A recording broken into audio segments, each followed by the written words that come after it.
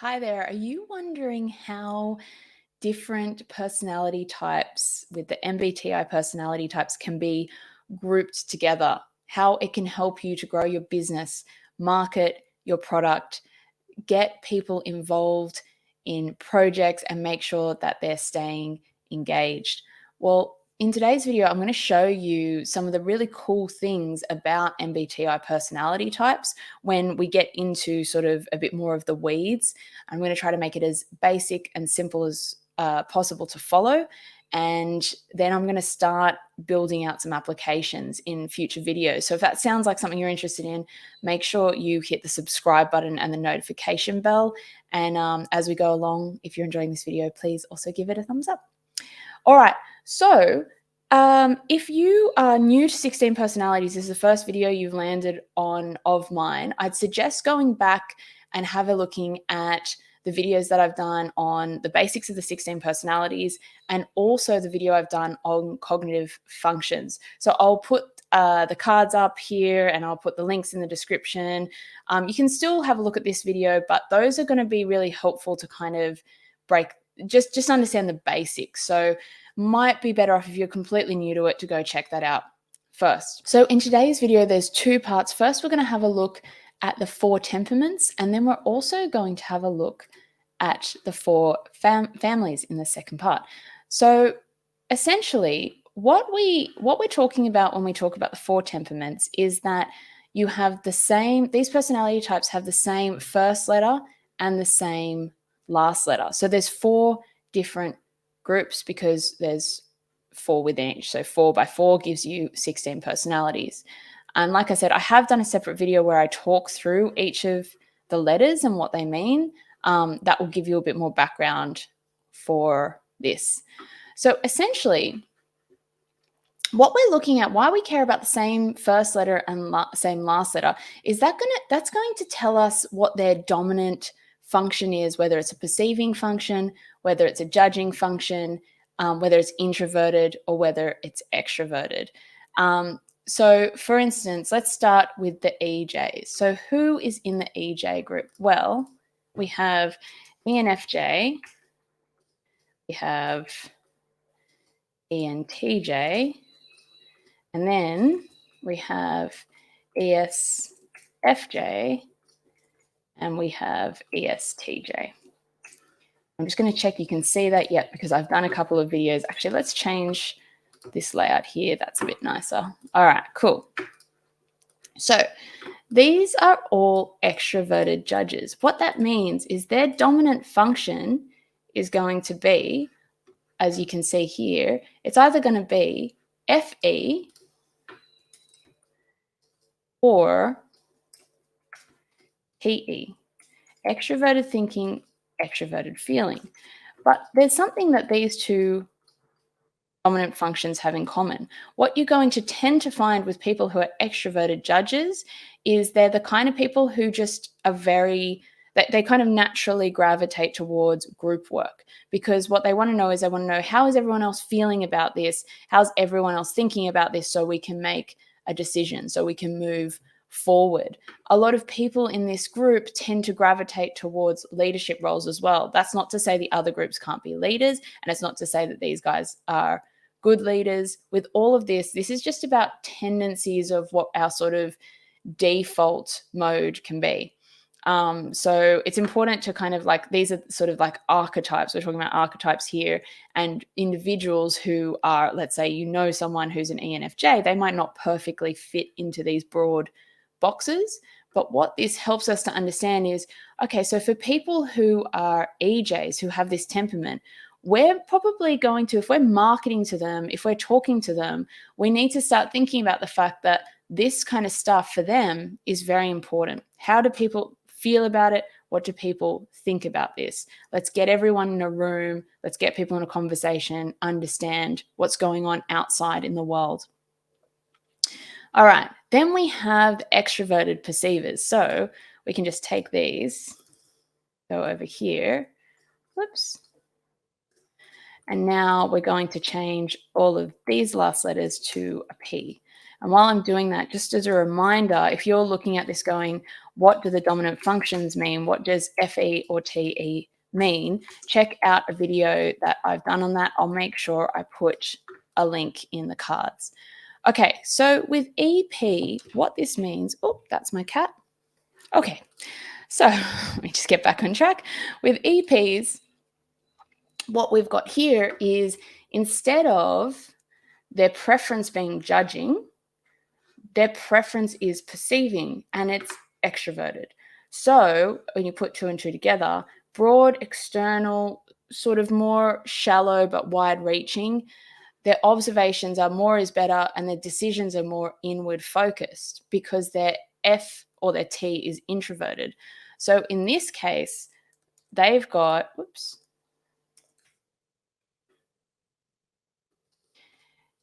either SE or NE, extroverted sensing or extroverted intuition. So again, if we go back up here, extroverted sensing, concrete, factual, present, what's happening, and it's extroverted, so it's directed outside of the self, or intuitive, which is more about what are the abstract patterns and ways things connect together, again, outside what's happening outside in the world. So what we know about the EPs is they're information gatherers, right? They are looking at observations as well. They're saying more is better, either so I can see all the concrete things that are happening, which is the ESs, or I can see all the things that are happening. I can start to connect the dots between them.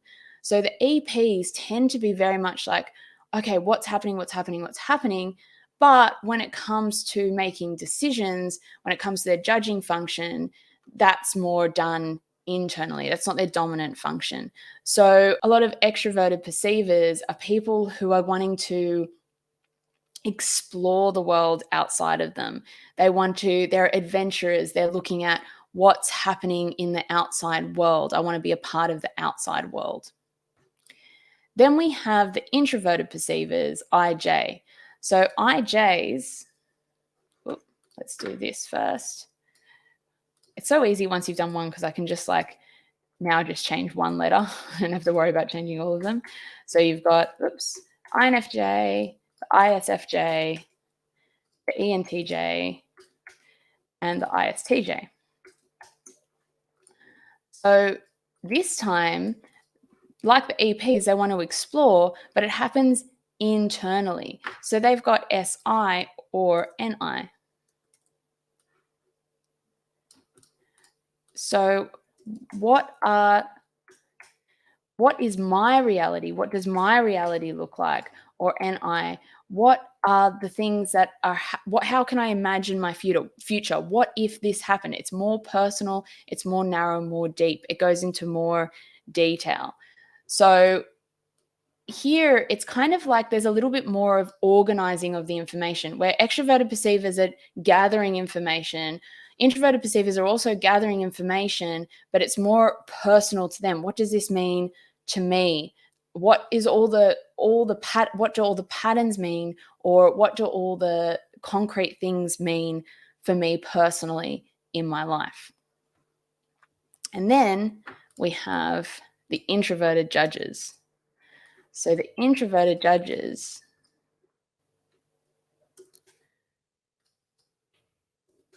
it's kind of funny because you'd think it'd be the other way around. I got confused with this at first, like the J versus the P. But with the introverted judges, they actually have a P at the end. So they have FI or TI. So like the extroverted judges who are looking at how do I make decisions with all of the thinking about what's happening for people or feeling what's going on for people. For IPs, it's sort of like, yeah, what I feel is really important, what I think is really important, but it's more individualistic. So for them, it's more like, okay, how do I feel about what's going on? What do I think about what's going on? And remember, when the preference is perceiving, it's more is better, and the decisions are inward focused. So decisions are inward focused first, and then there's also the other part of it, which is, okay, now that the inward focused decisions have been made, what observations do I make outside? So the way that the observations are being made is a little bit different to the EPs, who are more going, I'll just collect. The IPs are exploring it from the perspective of, okay, I've narrowed things down on what I need to explore. I don't have to just explore everything. I'll explore the things that I think are interesting or I feel are valuable and important. I'm going to explore the things that are rational to explore. So it's almost like directed more narrowly, and then the sensing takes place or the intuition takes place. So I'm just going to allow a little break here in case YouTube wants to put an ad, and then we'll come back and we'll look at the 4 families. All right, thanks for sitting through that. So 4 families are more about looking at the same cognitive functions in different orders. So here we're looking at the last 3 letters of a type and then the opposite last 3 letters, because these types all have the same cognitive function. So let's have a look at that. So we've got the SFJ and the NTP. So we've got ISFJ, ESFJ, INTP, ENTP. All of these 4 personalities have FE, TI, NE, SI. They just have different preferences.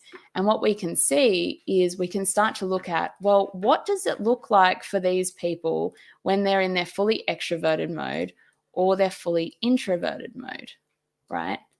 So these are called like loops. So you have the TI-SI loop and the FE-NE loop. So for an extrovert, this loop is probably going to come up more. It might be this is the dominant and this is the tertiary, or it could be the other way around. This is the dominant, this is the tertiary. And in the case of the introverted, it could be that this is the dominant and this is the tertiary, or this is the dominant and this is the tertiary. But they all have certain things in common. So let's think about this. If you have extroverted feeling, extroverted intuition, well, that's going to be quite interesting. Actually, I have this. I'm an ENTP. I think in a previous video I've said I was ENFP, but I'm definitely an ENTP. So I will try to do justice in explaining this. When I'm in my like fully extroverted FE-NE sort of loop, what's happening is I'm going, so I actually like this, I do it that way. My preference is NE. It's like I'm imagining all of the possibilities, like what if, and also how will all of those things make people feel. So if this happened, all of these people could feel like this, which is quite useful in business, right? Because it's quite easy for me to do something like a stakeholder map, because I go, if this thing that doesn't yet exist did exist, these are the kinds of people that will want to be involved, and this is how they would feel about it. And I can kind of project into the future and then imagine how they would feel. There's also a dark side to this, because when you have NEFE, what can happen is if something goes wrong, say like I have a fight with someone, I can also sit there and go, oh, I can now imagine all of the ways that this could destroy our relationship in the future. I can imagine all of the things that could go wrong, how all of these people would be affected by that. And I can kind of like freak myself out. And then the problem is it's extroverted. So it's not happening inside my head.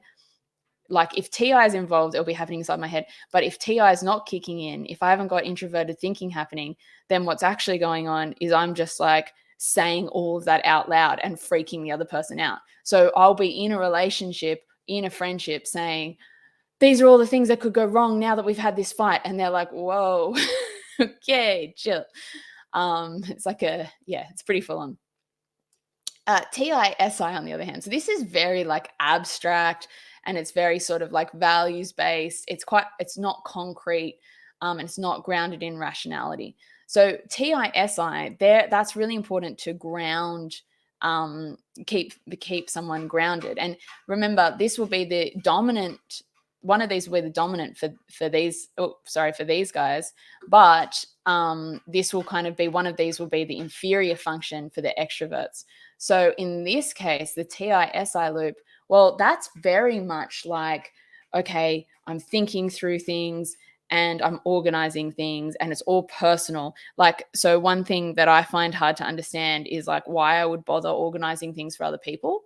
I'm like, I don't understand how that's relevant. I don't really get why people read the news that much. My tendency is to be more interested in like evergreen content, opinion pieces, educational videos because of the NE and TI. But TISI is more like, okay, I've got to solve all the problems and I've got to organize all the information. I've got to figure out how all of this works. And it's very grounded. It's very like, it's not really concerned with how people are feeling about it. It's not looking at the future. It's just going with what's happening right now. How do I work through this problem? So yeah, SFJs and NTPs all have this going on. Then we have, what should we do next? Let's do the NFJs and the STPs. So the NFJs in their like fully extroverted mode are going to be more FESE. So these are like the people who, and you know, this is a tendency. Everyone can do this, right? But this is the tendency of this family is FESE for them is very much like, how's everyone feeling about what's happening in the sensory world right now?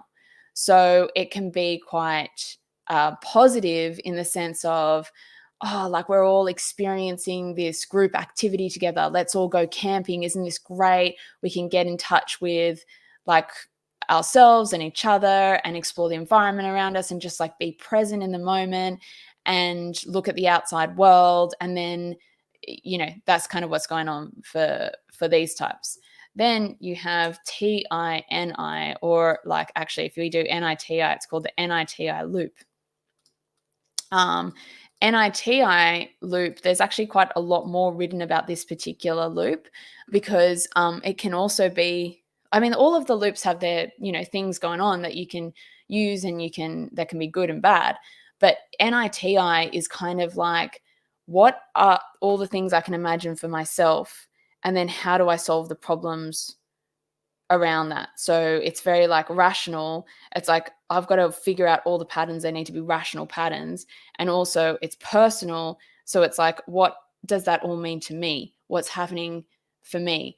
Where NE is a little bit more like the future of everything. NI is a little bit more specifically to do with, oh, what's happening to me personally. And then my feelings aren't involved here. I'm just, if you're just doing NITI, you're kind of stuck in that. But it can also be good because it allows you to think through, what do I want for my future? What is the pattern of my life? How do I solve problems in my life? It can be really valuable, but the FESE is going to be the thing that kicks these types back into more being grounded. All right, 2 more to go. Maybe let's have one more break and then we'll get back into it. Okay, so NFPs and SFPs.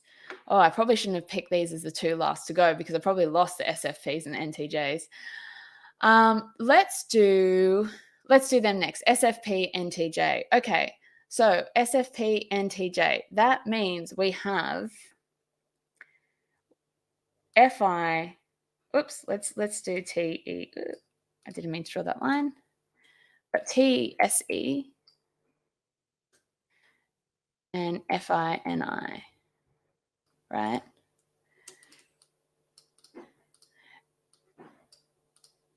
So in the full extroverted mode, by the way, if you're wondering why I'm connecting these and you're kind of like, no, it's meant to be these two that are connected because it's like a magnet because you watch my other video, I'm doing this more as in the loops. So the extroverted loop and the introverted loop. So TESE, that's going to be extroverted thinking, extroverted sensing. We've talked a little bit about extroverted sensing before, but now instead of looking at how does everyone else feel, it's more like what does everyone else think about the problem. So for these types, it's kind of more like, okay, it's almost like a little bit more, I want to figure out how everyone else is solving the problems and also how that relates to what's happening in the world. So how do we all come together and solve this problem that's happening right now. I kind of feel like these people will be really good in like emergency situations, in like crisis situations, because it's like all these things are happening and there's chaos and you kind of just have to do it. You need to be able to organize people. You need to be able to look at the facts of what's going on. And then you need to be able to look at how is everyone thinking about this so we can sort through this really quickly. And then internally, you have on the introverted side, you have Fi, Ni. So in full introverted mode, these guys are also doing this Ni thing of like, what are the deeper meanings and patterns, and how does that relate to me in my life and what I think about what I want for my future? What if this happened? What if this happened? What if this happened for me? What would that mean? And also Fi is like introverted feeling. So introverted feeling, instead of looking at how's everyone else feeling, it's like, how do I feel about this? What do I value? I kind of keep thinking like these types would probably be really good, like emergency doctors, like paramedics, firefighters, things like that, because it's like, in a way, you need to not be thinking too much about you need to not be too focused on how other people feel, because it's not necessarily helpful in a crisis situation. In some ways, you kind of need to be looking more at like, how do I get things done and be very productive? But at the same time, you need to know that you value it. You need to be driven internally to value it and feel that it's connected with something meaningful in your life. So I feel like, I don't know, I would just put like doctors and nurses and people like that I would feel like go into that category. Okay. And then that's not to say that they can't do other things, by the way. Of course they can. It can be other things. These people can do those jobs. It's just a natural tendency that might be something that is more like immediately something those types would be drawn to. And then we have the NFPs and the STJs. So in this case, we have, for extroverted, we have NETE. Oops. Or TENE, whichever way you want to put it. And we've got FISI. So extroverted, this is, I think, in some ways going to be similar to the SFJs and NTPs in that when it comes to things like business, it's going to be like you can project forward, you can imagine things that aren't there, and then you can also say like, oh, what's everyone else think about that? This would be something that would be really rational to introduce. So I feel like a lot of startups in the tech space need people that are NETE thinkers. You need the NFPs and SCJs because they're looking at like what is a rational product. Where the NEFE, that's more like, how would we market it? How would we bring it to market? How would people feel about this? This is more like, this would be a really useful problem to solve in the world. Here's how people are solving it. Here's how we could build something that would add to that. And then FISI, that's going to be similar to this, except now we're looking at how do people observe things. That this type, is looking at how do I sense what's going on. So instead of it being personal about how I think about my future, now it's, for these guys, it's more like, okay, I want to think about what's happening right now and how that's affecting me. So in that sense, probably a little bit more like hedonistic in a way, these types, because not in a bad, I'm not saying hedonism is bad, more just isn't like enjoying, this is how this makes me feel, and this is what my five senses are experiencing. So maybe being quite sensitive to things in some ways, and also like wanting to get out there and have fun, because it's like, okay, I'm very in touch with how I feel and what I sense, where these things are all about like ingenuity. How do I actually make something and solve a problem? Yes. So they are the four families. Let me know what you think of this. Like, what's your personality type? Did it fit for you? Did it make you question what your personality type is? Did it make you want to figure out what your personality type is? I'd love to know what you think. Let me know in the comments.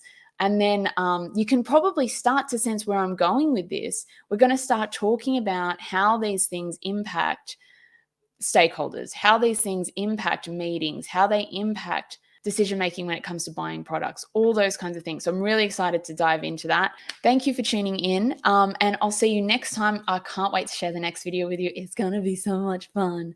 All right. Cheers, guys.